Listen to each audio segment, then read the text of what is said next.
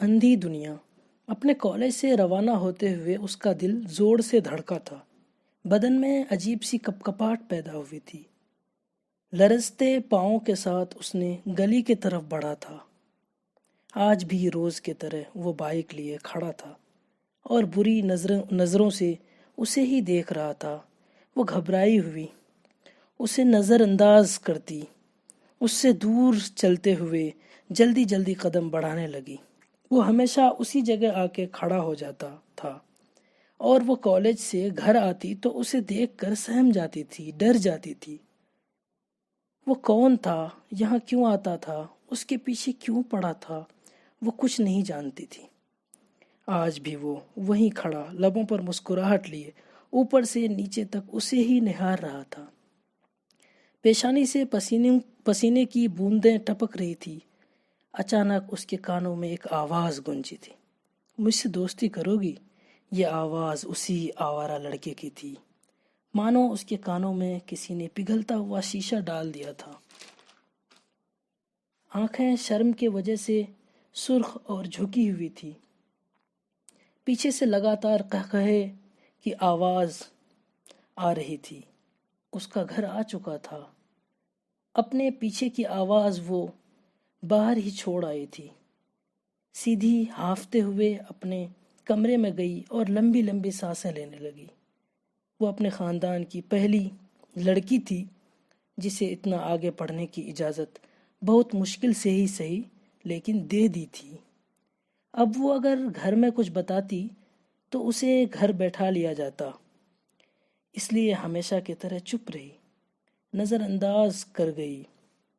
لیکن کچھ باتیں نظر انداز کرنے کی نہیں ہوتی ہے، اس کے لیے آواز اٹھانی پڑتی ہے، اپنے لیے اور اپنے چاہنے والوں کے لیے، اپنوں کے لیے۔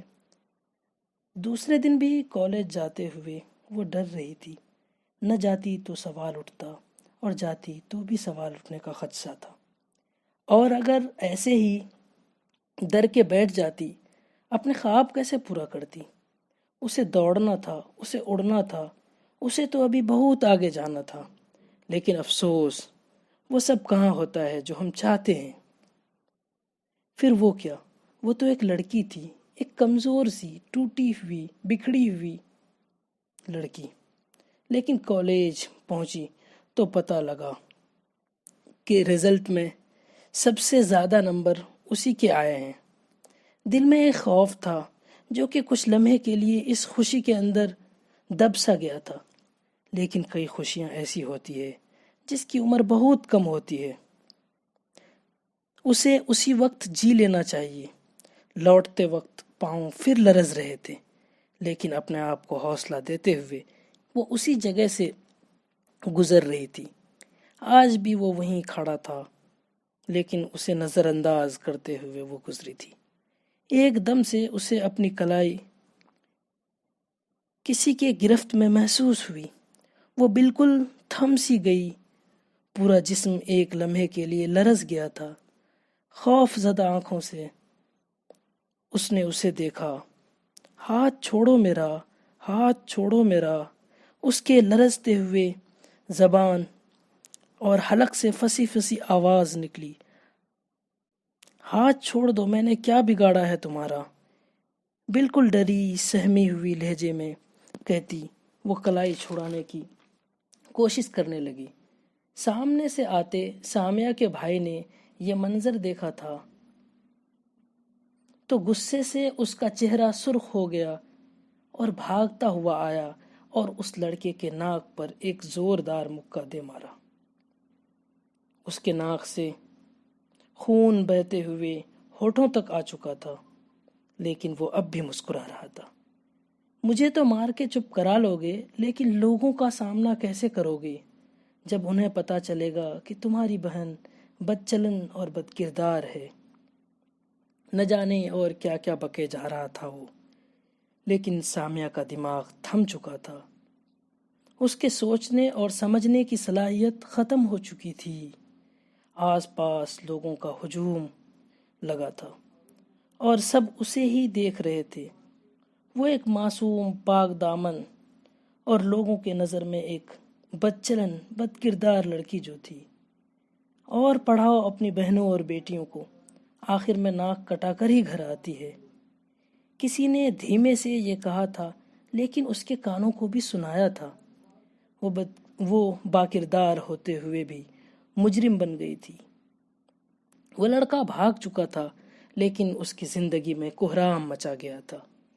اس کے بھائی نے اس کا ہاتھ پکڑ گھر لا کر اسے زور سے پٹکا تھا، جس کے ساتھ اس کے خواب بھی چکناچور ہو گئے تھے۔ سب اسے کوس رہے تھے، لیکن وہ تو اپنے ماں باپ کو دیکھ رہی تھی، جن کا آج مان ٹوٹا تھا، جن کا فخر سے اونچا سر آج اس بوجھ تلے دب سی گئی تھی جو کسی اور نے ان پہ تھوپا تھا۔ وہ اپنے ٹوٹے ہوئے وجود کو سمیٹتے ہوئے برستی آنکھوں سے خاموش بس انہیں دیکھ رہی تھی۔ امی ابو نے کچھ نہیں کہا تھا، بس اسے اب کالج جانے سے منع کر دیا تھا۔ جو لڑکی کل تک اڑنا چاہتی تھی، اپنی خوشیاں سمیٹنا چاہتی تھی، وہ بس اب ایک بند کمرے میں قید یہی سوچ رہی تھی، یہ کیسی سزا کاٹ رہی ہوں میں، جس کا میں مجرم ہی نہیں۔ لوگوں کے طعنے اور رویے سہنے کے لیے ہر بار عورت ہی کیوں چنی جاتی ہے؟ کیا لوگ اندھے ہو گئے ہیں؟ کیا ہمیں بولنے کا حق نہیں ہے؟ کیوں ہمیں اکثر اپنے فیصلے سنا کے زبان چھین لیتے ہیں اور سزا دے دی جاتی ہے؟ لیکن میں اپنا یہ ٹوٹا ہوا وجود، یہ بکھڑا ہوا وجود، اپنا مقدر اس کے پاس لے کر جاؤں گی جو بادشاہوں کا بادشاہ ہے۔ ایک دن اس کے عدالت میں سب کو پیش ہونا ہے، جہاں وکیل بھی وہی اور جج بھی وہی ہوگا، اور کوئی ناانصافی بھی نہیں ہوگی۔ وہ بہت انصاف کرنے والا ہے۔ کمرے میں ایک گھبراہٹ، ایک گہرا سناٹا چھایا ہوا تھا، جو ہر پل اس کی ہچکیوں سے ٹوٹ رہا تھا، ٹوٹ رہا تھا، ٹوٹ رہا تھا۔